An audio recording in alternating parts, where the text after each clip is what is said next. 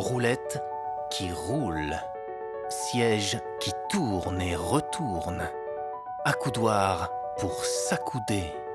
Assise pour s'asseoir. Non, ce fauteuil n'a rien de spécial. Pourtant, bien occupé, il peut rapporter 10% de croissance. Plus de femmes au poste clé, on a tous à y gagner.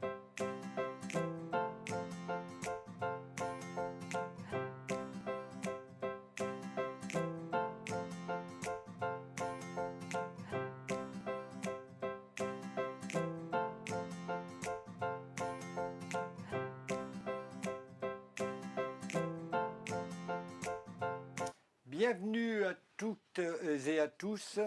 Je suis effectivement extrêmement ravi de vous accueillir aux Assises de la parité pour évoquer, en tout cas animer un débat qui va être plein d'intérêt évidemment et un débat très important sur les métiers du numérique ou du digital et les femmes naturellement.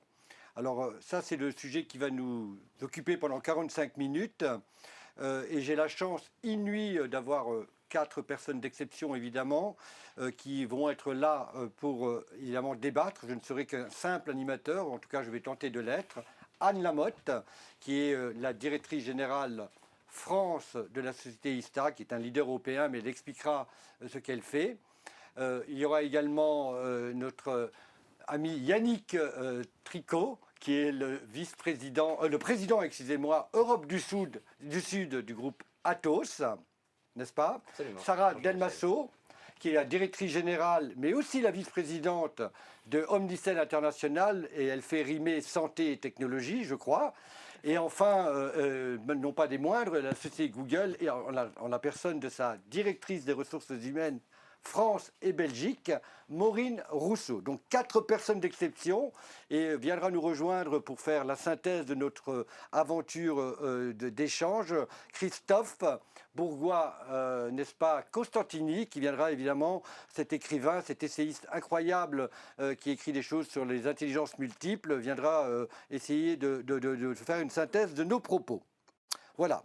Alors maintenant, chers auditeurs, parce que je sais que vous êtes nombreux, je vous invite à cliquer sur le bouton interactivité à côté du chat et ça vous permettra de répondre à la question qui est posée, qui fait l'objet du débat.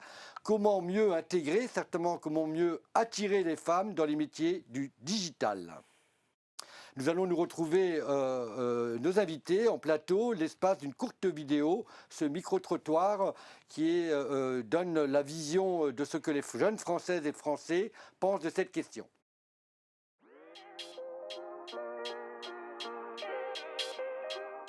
Moi, je pense qu'un point crucial pour intégrer les femmes dans les métiers du digital, c'est vraiment les stéréotypes qui sont associés à ces métiers-là. Je pense que dès la plus tendre enfance, en fait, c'est quelque chose qu'il faut essayer de combattre, essayer de présenter aux jeunes filles des alternatives aux métiers qui sont genrés actuellement. Donc, je pense que c'est vraiment important de présenter l'existence de ces métiers-là aux jeunes filles, de leur dire qu'ils sont accessibles et de montrer qu'il existe des femmes qui ont des rôles dans ces métiers. Donc le concept même de rôle modèle ou alors même de marrainage, c'est quelque chose qui me paraît crucial pour augmenter la part de jeunes filles dans les métiers de la tech. Donc il y a un projet de Centrale Supélec qui marche bien dans cet exemple-là, c'est donc la DTY qui a mis en place du marrainage pour inciter les jeunes femmes à se présenter à la DTY, la Digital Tech Year. Et c'est quelque chose qui a plutôt bien fonctionné, même s'il y a encore du progrès à faire, c'est un bon espoir, je pense. Autre chose qui se passe aussi dans les entreprises du digital, c'est qu'il y a une grande majorité d'hommes et du coup ça peut donner lieu à une culture d'entreprise très masculine, donc assez déséquilibrée. Et parfois ça peut même donner lieu à des cas graves d'harcèlement sexuel. Et une solution que l'on peut amener pour remédier à ces problèmes, c'est de créer des postes spécialement dédiés à ces questions-là. Par exemple, Ubisoft a créé un poste de vice-président chargé de la diversité et de l'inclusion. Donc pour revenir un peu aussi sur l'axe des stéréotypes, je pense que ce qui est crucial aussi, c'est au niveau de l'éducation, d'essayer de faire en sorte que les femmes elles voient la possibilité de faire des carrières dans la tech. Donc un projet qu'on a eu nous à Centrale Supélec, donc notre association, c'est d'aller présenter du coup les métiers d'ingénieur et de manière générale les métiers scientifiques à des jeunes filles dans les lycées, ce qui me paraît être quelque chose de crucial pour essayer de les encourager à suivre ces carrières-là.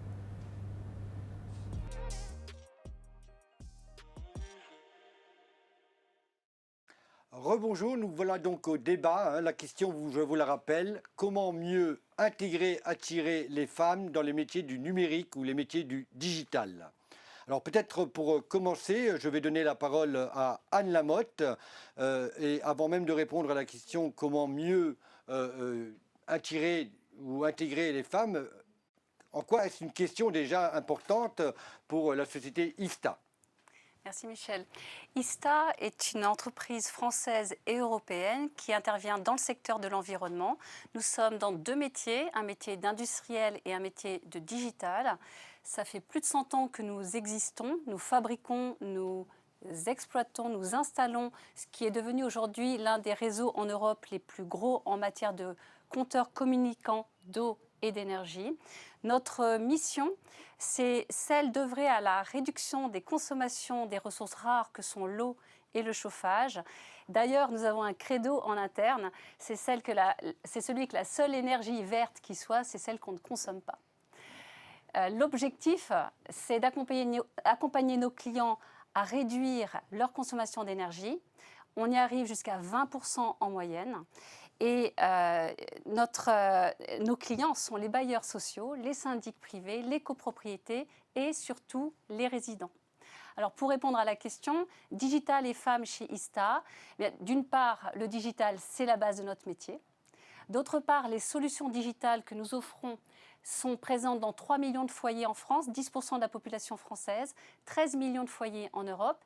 Et dans les familles, on est paritaire. Donc si une entreprise se veut performante, elle doit représenter sa base client.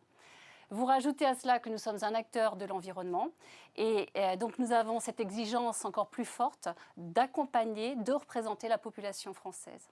Enfin, acteur du digital, nous sommes très soucieux d'embarquer la représentativité paritaire des hommes et des femmes au moment où nous codons les programmes d'intelligence artificielle.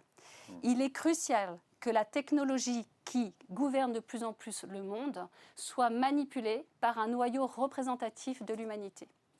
Alors chez ISTA, on incarne au plus haut niveau la parité, nous sommes extrêmement engagés et nous sommes très fiers notamment de notre index Pénicaud qui est déjà à 91 points, très fiers parce qu'on est une ETI d'un secteur industriel traditionnellement plus masculin.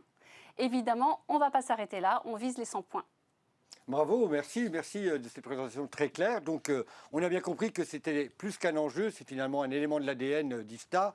J'imagine que si je prenais ou je donnais la parole, si je puis me permettre de parler ainsi, à Yannick pour Atos et l'Europe du Sud, mais plus globalement le groupe Atos, qu'en est-il chez Atos de cette question de comment mieux intégrer et attirer les femmes dans les métiers du digital, qui est finalement pour vous un métier quotidien et depuis de longues années, quoi.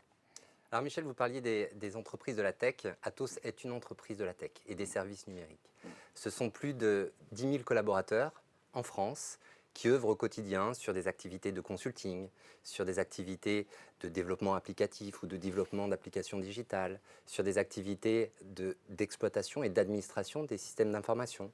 Et puis de façon peut-être un peu moins connue, ce sont aussi des jeunes talents qui imaginent et dessinent les ordinateurs du futur, et notamment ce fameux ordinateur quantique.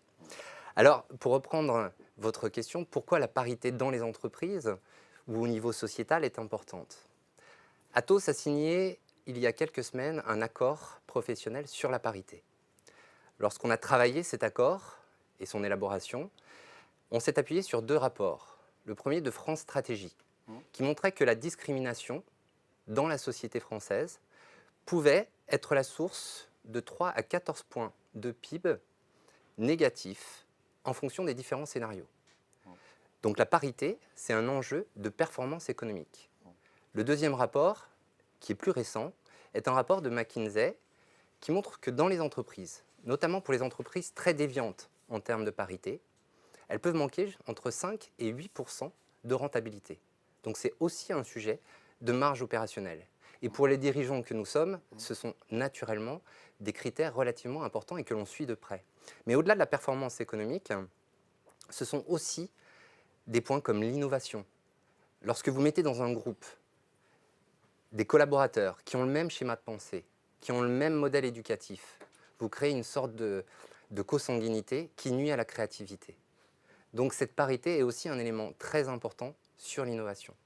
Et puis enfin, peut-être pourrais-je rajouter le bien-être.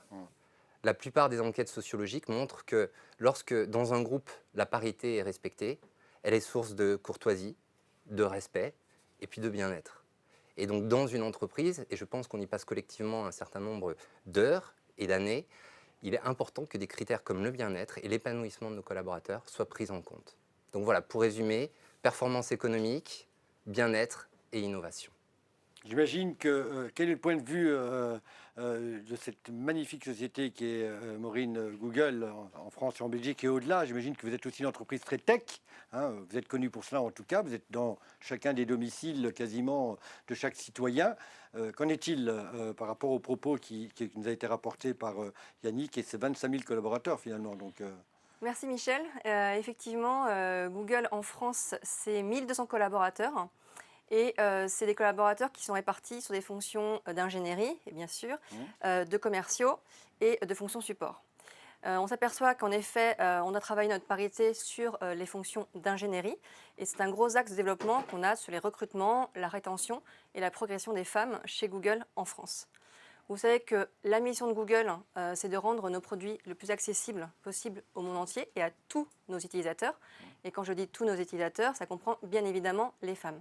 C'est la raison pour laquelle nous souhaitons développer la présence de femmes dans les métiers d'ingénieurs pour créer des produits qui ressemblent à nos utilisateurs. Ce qui est très intéressant, c'est de noter que lorsque l'informatique est née, dans les années 70, 50% des étudiants étaient des femmes dans les métiers de l'informatique. Et puis ce chiffre s'est peu à peu étiolé au fur et à mesure du temps pour se retrouver entre 10 à 15% malheureusement. Donc aujourd'hui, une des missions de Google, c'est de faire revenir les femmes dans les métiers de l'ingénierie. Et pour ça, nous participons à des actions en externe, notamment avec l'association EMA, où nous aidons des étudiants, femmes, dès l'école primaire et le collège, à participer à des ateliers de codage pour créer leur premier langage informatique, programme informatique. En 2020, nous avons travaillé avec 1500 enfants, dont 58% étaient des femmes. Et nous comptons continuer l'année prochaine. D'accord, merci beaucoup Maureen.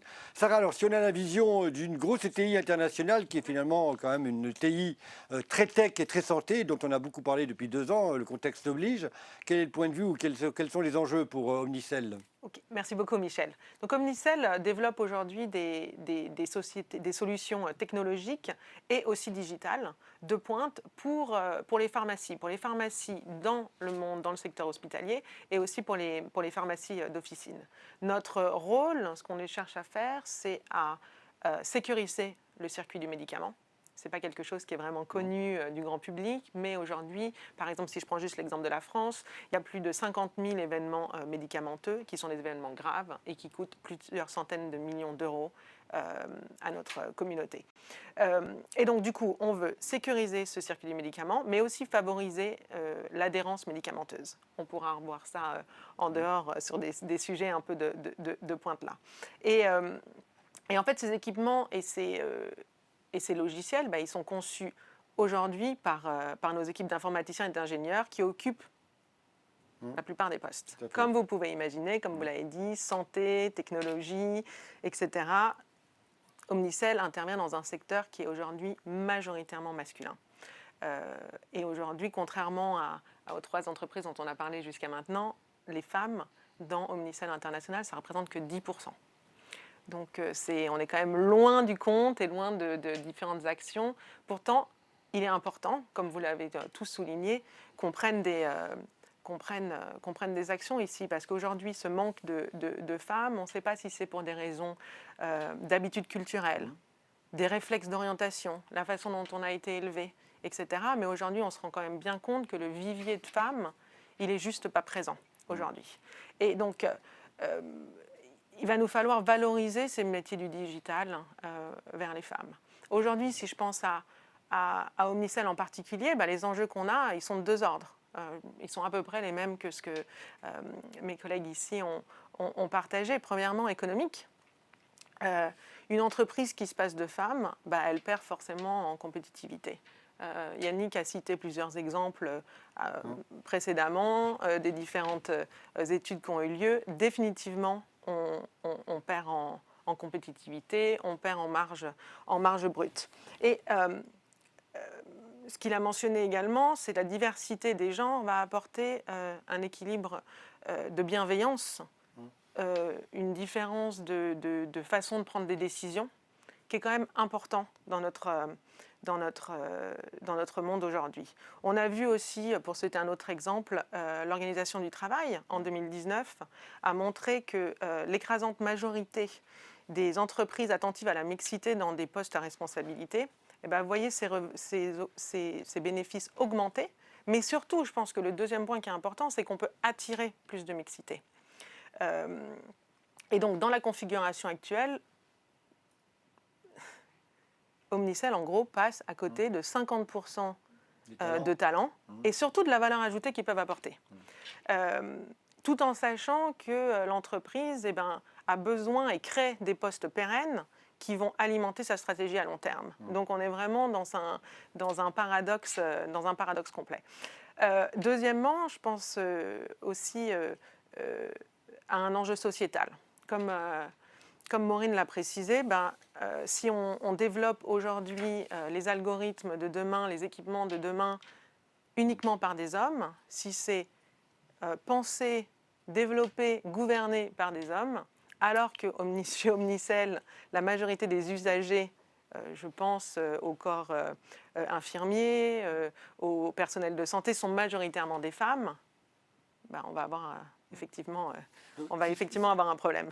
Si je puis me permettre, effectivement, ce que je comprends, hein, je crois que ce sur quoi tout le monde s'accorde autour de la table, vous êtes plutôt des bons élèves, hein, d'ailleurs votre présence aujourd'hui en témoigne, hein, je dirais, même si vous avez, Sarah, l'honnêteté de dire qu'il faut encore progresser, peut-être beaucoup plus pour Omnicell, parce que vous partiez de plus loin. Le constat, vous l'avez fait, c'est un enjeu au moins pour 3 raisons, et Yannick l'a bien rappelé. C'est un enjeu économique, bien sûr, hein, et une entreprise, c'est avant quand même tout de la valeur ajoutée de l'économie. C'est un enjeu sociétal, hein, vous l'avez dit, hein, Google, finalement, vous êtes là pour faire en sorte que les choses se développent chez tout à chacun. Donc forcément, c'est bien un enjeu sociétal, et vous l'avez rappelé, même dans l'industrie, dans les métiers de l'industrie, j'allais dire, le digital est partout. Donc une fois qu'on a dit cela, on sait qu'il est évident que la parité doit exister entre hommes et femmes dans les métiers du digital, parce que c'est le métier de la société et de la culture de demain. Une question qui se pose, et vous le rappeliez tout à l'heure, Sarah, c'est il y a un problème, si je puis parler ainsi, entre le flux et le stock. Parce qu'il y a la vérité d'aujourd'hui, et il y a attirer, comme vous l'avez cité à travers vos exemples, prendre le problème très tôt dans les écoles, hein, au collège, au lycée, voire avant, qui est un domaine de société. Un rôle aussi de l'entreprise, mais enfin, ce n'est pas l'entreprise qui dirige comme l'éducation encore. Donc là-dessus, ce qui m'intéresserait, c'est, j'ai compris notamment que ISTA, finalement, était déjà très largement bien noté, 91% dans la 10 Pinnacle. Mais alors, qu'est-ce que vous allez faire de plus, concrètement, où tout s'arrête, tout va bien, et on arrête, et les femmes sont dans le digital? C'est jamais fini, Michel. Je pense que, d'une part, on va continuer à faire ce qu'on fait bien aujourd'hui. On va essayer de faire mieux et on va essayer de faire plus. Alors, continuer à faire ce qu'on fait bien, c'est l'égalité des promotions, des formations, des augmentations, une gouvernance de plus en plus paritaire au niveau des fonctions managériales notamment.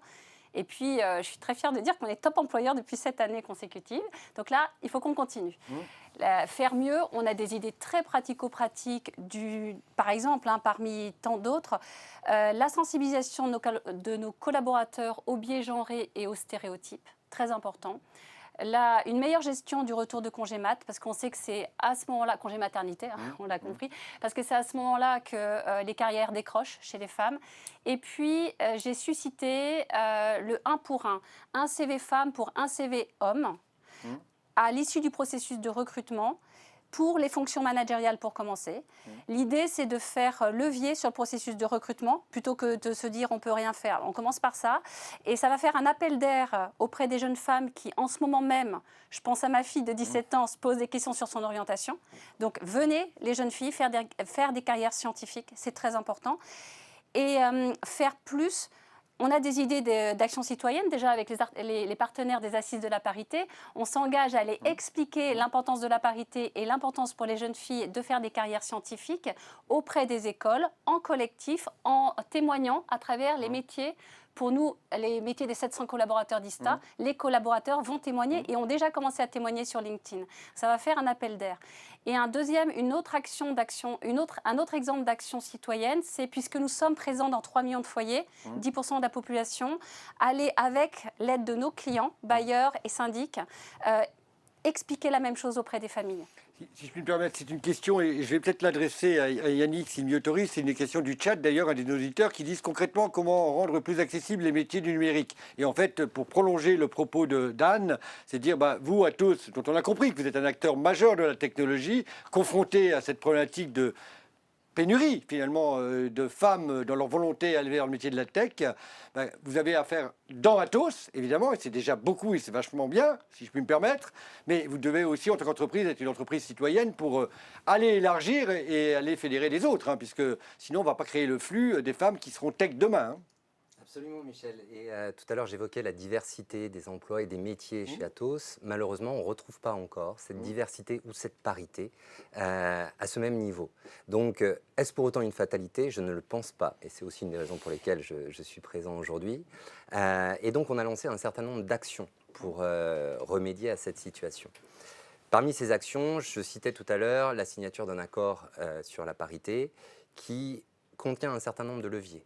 Tout d'abord, la formation, qui est indispensable, notamment une fois que les talents féminins ont été identifiés dans l'entreprise, s'assurer que leur trajectoire de carrière dans l'entreprise sera sous les lumières. Autrement dit, on a développé des formations spécifiques pour les populations féminines sur le leadership, sur le marketing de soi, qui est aussi un élément important dans l'entreprise, savoir se valoriser. On a travaillé également sur l'équité de traitement, qui était un point sur lequel on n'était pas exemplaire. Et donc, je me suis engagé, d'ici 3 ans, à retrouver une juste parité de traitement à isofonction entre les femmes et les hommes. Le troisième élément concerne les recrutements. Atos est une entreprise qui recrute. Et d'ailleurs, j'en profite pour faire un petit peu de publicité. Nous allons recruter 1200 collaborateurs en 2021. Et sur ces 1200 collaborateurs, je me suis engagé à ce qu'un minimum de 40% soient des femmes. Enfin, et Anne le citait, c'est aussi travailler avec les associations, les écoles ou les organismes externes. Donc on a noué un partenariat avec l'ANPE, par exemple, sur des plans de retour à l'emploi, donc des carrières de reskilling, puisque les femmes ne sont pas majoritaires aujourd'hui dans les cursus de formation scientifique. L'idée, c'est d'aller détecter les talents, de les identifier et puis de les accompagner dans un processus de reconversion professionnelle, de façon à pouvoir les intégrer. Voilà, donc tout un jeu de mesures qui devrait nous permettre d'inverser cette tendance. Bravo pour ce jeu de mesures. Si je puis me permettre, comme toujours, comme je suis non pas animateur, mais un peu provocateur, comme toujours, c'est mon rôle aujourd'hui en tout cas, je rebondis sur votre dernier point, Yannick, et peut-être que je vais adresser cette question. On avait commencé à l'aborder à Maureen, parce que justement, vous avez dit, dans vos actions hors société, pour le recrutement des talents de demain, alors il y a le reskilling très important, les salariés sont là, et d'ailleurs numérique, on est tous numériques dans une entreprise, quel que soit votre métier, il y a de la technologie, et je me rends compte moi-même le premier que je suis un handicapé de l'environnement technologique. Et donc évidemment, quand vous êtes handicapé de l'environnement technologique, sans être codeur vous-même ou développeur, c'est quand même compliqué pour se risquer. Donc ça, c'est un vrai enjeu et vous avez raison d'insister. Et puis à ce que vous ébordiez, Maureen, à savoir, mais comment on fait pour tous ces jeunes-là? Parce que je trouve que je suis promoteur et même co-investisseur dans des écoles numériques de peer-to-peer, et je vois bien que quand les femmes sont là, elles sont tout aussi compétentes, voire plus que les hommes, sauf que dans l'entrée, celles qui viennent nous voir, eh bien, j'ai aujourd'hui 20% de femmes pour 80% d'hommes. Donc comment on fait pour essayer d'améliorer cela de manière sincère, quoi? Oui, non, mais vous avez touché un très bon point. Je pense qu'il y a 2 choses dont vous parlez. Donc tout d'abord, la formation aux outils du numérique et ensuite s'autoriser à aller vers ces métiers-là. Et ça, c'est un biais que les femmes ont peut-être, qu'elles ne s'autorisent pas. Et on travaille sur ces volets-là chez Google. Donc là, on va plutôt apporter le volet de l'externe. Nous avons, vous savez, 4 ateliers numériques en France. Dans ces ateliers numériques, nous dédions des ateliers spécifiques pour les femmes de tout âge pour les former sur les outils du numérique, les outils de codage et les outils du quotidien du numérique pour savoir postuler en ligne, savoir construire un CV, savoir faire une vidéo caméra avec un recruteur, pouvoir faire un entretien. Donc on les forme aux outils du numérique. Et puis l'autre chose qui est très importante, c'est d'avoir des rôles modèles, donc se donner l'autorisation de penser qu'on peut rentrer chez Google, qu'on peut rentrer chez Atos, qu'on peut rentrer chez Omnicell ou chez Ista, qu'on puisse faire ça. Et donc on va parler via 100 000 entrepreneurs à des collégiennes, à des lycéennes, pour leur parler du métier du numérique. Ça me rend très triste quand certains me disent je ne veux pas postuler parce que j'ai peur de ne pas être pris ou je ne serai jamais pris. On dit au contraire, tu peux essayer de postuler, on t'accompagnera pour réussir. Donc on a beaucoup d'actions sur ce volet externe pour parler à l'externe auprès des étudiants dès le plus jeune âge, amener des rôles modèles pour que chacune puisse se sentir autorisée à poser des questions, à être intéressée par les métiers du numérique et peut-être à en faire leurs études par la suite. En tout cas, nous le souhaitons. D'accord. Alors, Sarah, c'est à votre tour, hein, puisqu'on fait le tour du quadrilatère. Là, j'allais dire, j'ai une question qui est très inspirante. Alors écoutez, est-ce que c'est un problème de ressources ou un problème de règles, le frein à la parité des femmes dans les métiers de la technologie? Puisque vous partez de 10%. Donc finalement, ça vous autorise plus de flexibilité. Tout à fait. Tout est possible. Tout est possible. Et je voudrais reconnaître en tout cas les initiatives qui ont été soumises jusque-là, parce que c'est quand même, on fait quand même des grands pas en avant par rapport à ce que nous, on est capable de faire à notre niveau aujourd'hui. Donc chapeau bas en tout cas à vos initiatives. Il y a un problème de ressources. Donc je pense qu'on a abordé ici le nombre d'initiatives, en tout cas pour essayer d'agrandir ce pool de talents. Effectivement, je pense aussi que les entreprises ont quelque chose à faire en termes d'environnement de travail. Et peut-être aussi de se poser la question de pourquoi est-ce que finalement ces métiers n'attirent pas. Je voudrais aussi rebondir sur le point que Maureen a fait sur les rôles modèles. Je pense que ça manque aujourd'hui, notamment dans la technologie, femmes dans la technologie, femmes dans la medtech. Ça, je pense qu'il y en a quand même vraiment très peu. Je ne sais pas pourquoi cet environnement fait peur, peut-être pour toutes les raisons qu'on a évoquées précédemment, mais il faut aussi se dire qu'on peut rentrer là en étant ingénieur, faisant du développement, etc. Mais il y a quand même des tonnes d'universités, d'écoles de commerce, etc., qui peuvent quand même créer des talents, qui peuvent également rentrer dans la medtech. Dans toutes nos entreprises, il n'y a pas que des métiers d'ingénieurs qui codent. Il y a aussi une pléthore de jobs qui effectivement sont en relation avec le digital, mais qui sont beaucoup plus créatifs, du marketing, des ressources humaines, de la finance, etc., où on peut quand même travailler dans le digital, on peut travailler quand même dans la medtech, et tout ça, ça s'apprend. Et donc, la question que je me pose, auquel je n'ai pas encore de réponse, c'est est-ce que c'est le digital ou est-ce que c'est le secteur un peu qui fait peur, et donc du coup, il faudrait vraiment qu'on investisse sur ces rôles modèles. Mais ne pour pas dire, si je puis me permettre, puisqu'on a à l'heure des questions du chat, hein, je ne fais que reprendre les questions du chat, mais finalement, est-ce qu'on ne peut pas dire finalement que le digital, ou le numérique, hein, appelons-le ainsi plutôt, est une opportunité extraordinaire, puisqu'elle rebat les cartes, et vous le disiez, Sarah, le numérique, il y a partout du numérique, quel que soit le métier, enfin, que je sois commercial, il y a du numérique, que je suis financier, il y a du numérique, que je fais de la supply chain, c'est numérique, je fais de la prod, c'est numérique, enfin, je ne sais pas quel métier n'est pas numérique aujourd'hui.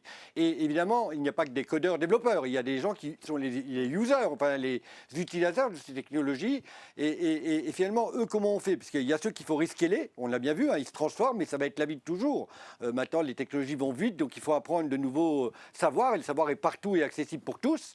Et puis, il y a ceux qui vont former pour leur donner envie, et notamment les femmes très jeunes, comme vous l'avez cité tout à l'heure, Maureen. Donc la question, c'est, aujourd'hui, on me donne un exemple de l'école qui est la plus connue aujourd'hui, en tout cas en France, voire dans le monde, en matière de peer-to-peer, c'est l'école 42. Donc je cite, sauriez-vous quelle est la part homme-femme de la formation dans l'école 42? Alors moi, je connais, c'est mon concurrent, donc les confrères, je les connais assez bien, mais on a un modèle un peu différent. Mais néanmoins, pour 42, est-ce que quelqu'un connaît la réponse? Je ne connais pas la réponse. Je sais que c'est assez faible. Et du coup, ils ont quand même fait un appel en début de semaine. Hein. On a entendu ça dans tous les médias.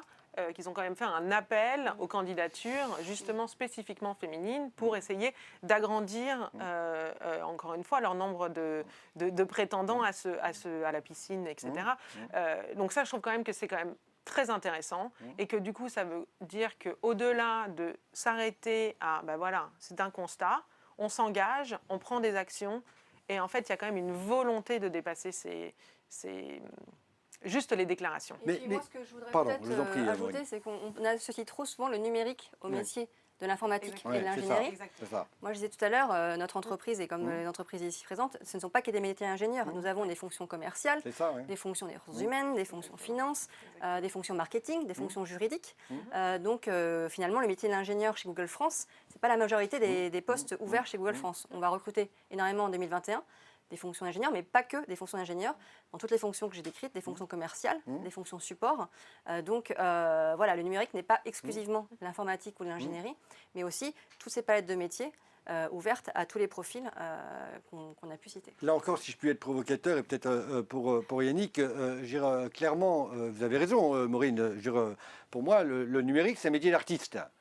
Donc si on est artiste, on n'est pas artiste, on est bien sûr artiste de l'architecture technologique, informatique, mais on est artiste de tout. Enfin, la technologie, c'est un usage qu'on en fait. Et donc évidemment, c'est loin dans mon esprit d'être un métier d'ingénieur codeur, quoi, hein. Ça, c'est une base conceptuelle de créatif qui peut s'appliquer à tous les métiers. J'imagine qu'on ne peut pas avoir la prétention de créer le plus bel ordinateur quantique du monde en étant juste des développeurs informatiques. Ça m'étonnerait. Vous avez absolument raison, Michel. Et je voudrais revenir sur un point ou rebondir sur un point. C'est que le numérique présente une opportunité incroyable. Le numérique va créer tout un tas d'emplois, mais de nouveaux emplois qui n'existaient pas jusqu'à présent. Et donc, c'est l'occasion de faire tomber un petit peu tous les préceptes, les idées reçues sur les jobs d'ingénieurs versus les jobs de commerciaux. Et notamment, je pense à des emplois autour de la donnée. Vous parliez de l'ordinateur quantique. C'est pareil, de l'intelligence artificielle, des objets connectés qui n'existaient pas. Et donc, pour les femmes et sur la façon dont on va construire et aborder ces nouveaux emplois, je pense qu'il y a, en tout cas pour les entreprises, une vraie matière à réflexion.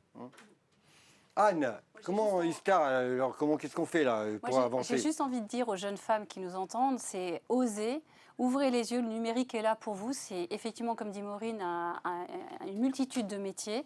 Je pense que c'est tout de même bien d'avoir un vernis numérique au départ pour savoir demain, quand on va concevoir, de quoi on parle, mais c'est vraiment accessible à tout le monde. Donc voilà ce que j'ai envie de dire, osez les filles, osez. En tout cas, moi d'expérience, et avant de laisser peut-être dans les dernières questions la parole à Sarah, j'ai d'expérience, et sans citer encore une fois, je me suis vraiment évertué à le faire. Notre dernière expérience d'ouverture, on va dire, d'école entreprise qu'on a montée, elle est au Moyen-Orient, hein, et ben, de manière non surprenante, on a eu plus de femmes que d'hommes. Et vous voyez, donc je pense, donc vous voyez, quand on veut, alors, et la question qui m'est posée, c'est, mais alors pourquoi finalement ces femmes, est-ce qu'elles ne manquent pas de représentation parentale ou ces enfants pour aller vers ces secteurs de l'ingénieur? Moi, je ne lis que la question du chat.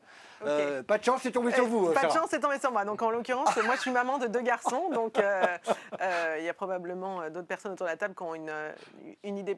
Enfin, en tout cas, d'éducation de filles. Ce que je peux dire, c'est qu'effectivement, ça passe par l'éducation, c'est sûr. L'éducation genrée, c'est évident. Moi, ce que j'essaye d'indiquer à mes enfants, garçons, c'est qu'effectivement, il n'y a pas de métier d'homme et il n'y a pas de métier de femme.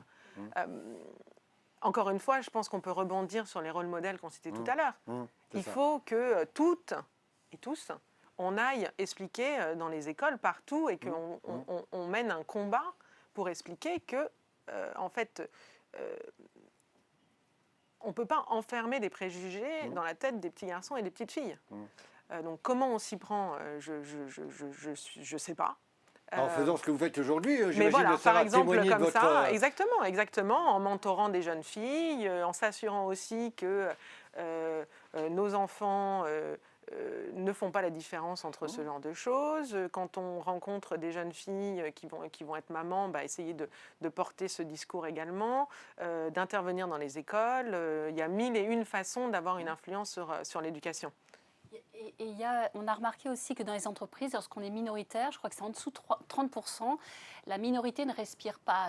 Elle s'épuise et peut se fatiguer et partir. Donc c'est ça aussi qu'il faut capturer, repérer en tant que manager et encourager avec peut-être des espaces de discussion ou du mentoring comme Sarah dit.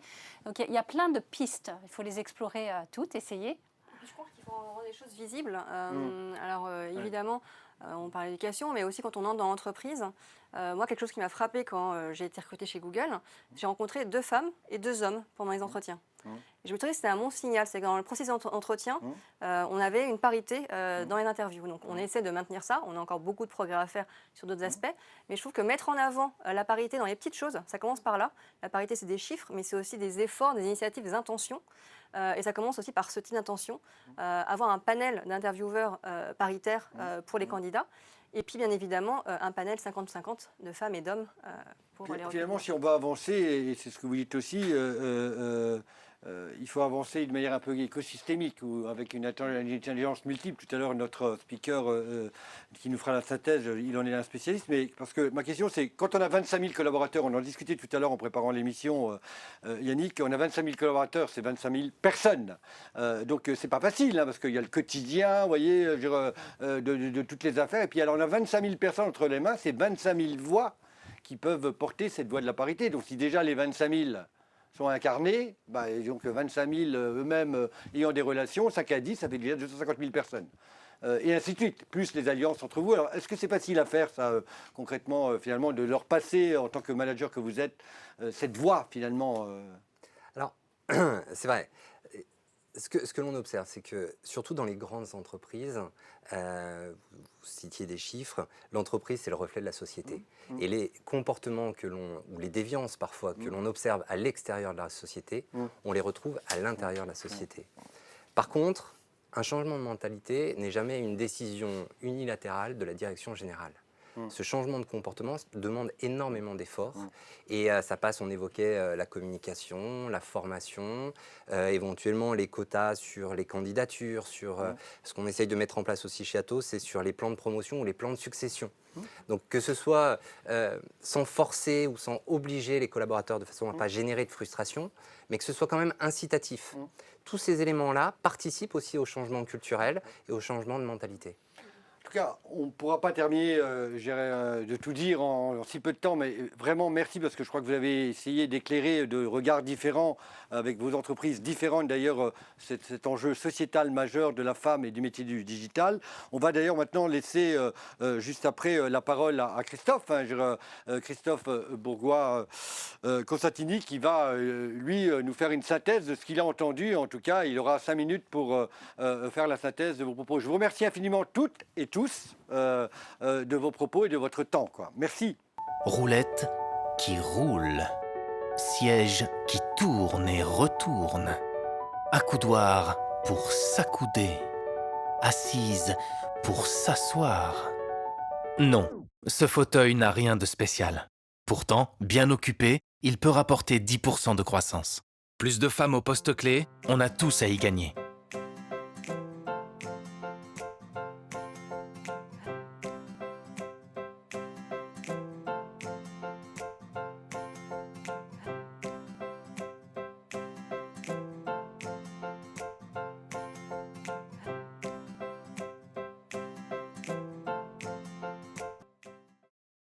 Bienvenue de nouveau donc pour la synthèse par Christophe Bourgois-Constantini sur ce qu'il a entendu, compris et perspectives de femmes et métiers du digital. Christophe, c'est à vous.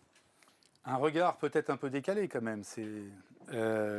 Moi, il me vient une première histoire, c'est une femme qui est dans un hélicoptère. On est en novembre 63. Elle dit à son mari, dis donc John, et si quelqu'un s'évertuait à te tirer dessus ? Il lui dit, qu'est-ce que tu veux ? On ne peut pas mettre tout le monde à la fenêtre, tu ne peux pas mettre du FBI partout à la fenêtre. Et il décédera quelques heures plus tard dans une décapotable. Cette femme s'appelait Jackie Kennedy et on parle de l'intuition féminine. Et je trouve que le premier regard à avoir sur cette assise de la parité, et c'est assez concomitant à la naissance de l'informatique, parce qu'en fait, le premier programme informatique est réalisé par une femme, la fille de Lord Byron, qui s'appelait Linda Lovelace, à ne pas confondre avec une autre Lovelace que certains ont pu connaître. Donc, en fait, on a un petit peu trop, pendant des siècles, mis la femme au rang de l'intuition féminine, et l'homme serait, soi-disant, le porteur du mental, de la rationalité, etc. Et bien évidemment, c'est faux à plein d'égards. La première, c'est d'ailleurs, toutes les études montrent que l'intuition n'est pas féminine. c'est du 50-50. Et c'est une excellente nouvelle pour les femmes, parce qu'on avait tendance à les réduire. Je peux même vous raconter cette anecdote incroyable qu'on avait un des plus grands génies français qui s'appelle Henri Poincaré, major de Polytechnique, médaille Fields, etc. Les gars venaient traverser l'Atlantique pour avoir son avis, même Freud le consultait. Et à un moment donné, on lui dit, mais Henri Poincaré, cher ami, est-ce que vous voulez faire partie de l'Académie française? Et Henri Poincaré dit non, certainement pas. Bah, pourquoi, cher ami, etc. Mais parce que vous avez banni le terme intuition du dictionnaire. C'était déjà une attaque contre les femmes. Le terme intuition a été réhabilité en 1916, pardonnez-moi, grâce à Henri Poincaré. Donc mon premier regard, c'est de dire qu'il y a effectivement, comme ça a été dit autour de cette table, des stéréotypes. Pour moi, le premier stéréotype du numérique et des femmes, c'est l'image du geek. On voit un mec crade dans des pioles, dans les films, qui fume des pets, Enfin, il n'y a pas une nana qui va tourner autour, forcément. Et bien évidemment, on met une image comme quoi il faudrait faire du jus de crâne, ne pas prendre sa douche pendant des heures pour construire un programme. Bien évidemment, tout ça, c'est du bullshit, c'est faux, mais on souffre énormément de ces images-là, de ces stéréotypes-là. Même vestimentaires. On avait 2 magnifiques femmes à cette table. Comment voulez-vous, rappelez-vous IBM, ce que c'était il y a 20 ans, quoi. C'était le FBI, costume noir, cravate noire. C'est-à-dire, l'informatique a été aussi pendant très longtemps chez IBM, même chez Microsoft au début, il y avait un code vestimentaire qui, d'entrée, c'était l'armée. Et on avait la même proportion à peu près de 30% contre l'armée et les écoles pardonnez-moi, les sociétés numériques, parce que c'est quelque chose qui est trop formaté, trop cloisonné. Donc ça, c'est vraiment les 2 perceptions. Pour moi, c'est déjà de comprendre que l'intuition n'est pas que féminine, c'est une bonne nouvelle. Elles peuvent être dotées, et elles le sont mieux que beaucoup d'hommes, d'une intelligence incroyable, dont l'intuition, mais aussi la rationalité. Et ce qui est très important dans ce métier du numérique, et j'en discutais d'ailleurs avec Carlo D'Assaro, qui est donc l'ex-président de Google Europe, c'est que la femme, elle est pratique. Les hommes, ils sont là, je vais conquérir, il y a un marché, il faut que je le possède. Il y a ce côté très, très masculin, très viril, je pourfends, je possède. La femme, elle est plus dans, mais qu'est-ce qu'il peut y avoir comme corrélation? Une femme, ça corrèle. Qu'est-ce qu'il peut y avoir comme corrélation avec mes besoins du quotidien? En quoi le numérique peut me faciliter le quotidien? Et c'est pour ça que c'est indispensable d'avoir des femmes bien au-delà que d'avoir une rentabilité. Pour moi, ce n'est pas le sujet. Le sujet, c'est que nous entrons dans une époque, le 21e siècle, où, on le voit bien, on a besoin avant tout de bienveillance, plutôt que de résultats. Pour moi, c'est de la bienveillance. Et qui est mieux porteur de la bienveillance et du caring que les femmes? Je viens de sortir un livre où j'ai interviewé énormément de femmes sur ces dossiers-là de la bienveillance, du télétravail, comment s'était passé Toutes, elles sont porteuses de caring. Une femme, ça porte, ça couve, ça cajole. Il y a aussi, bien évidemment, comme tout un chacun, des femmes qui sont dures, mais une société a besoin de se féminiser. Christophe, en 10 secondes, puisqu'il reste 10 secondes à notre temps, votre propos est passionnant, mais malheureusement le temps compte. D'une phrase, qu'est-ce que je retiens? Femme et numérique. Femme et numérique, c'est le futur, c'est le présent et le futur.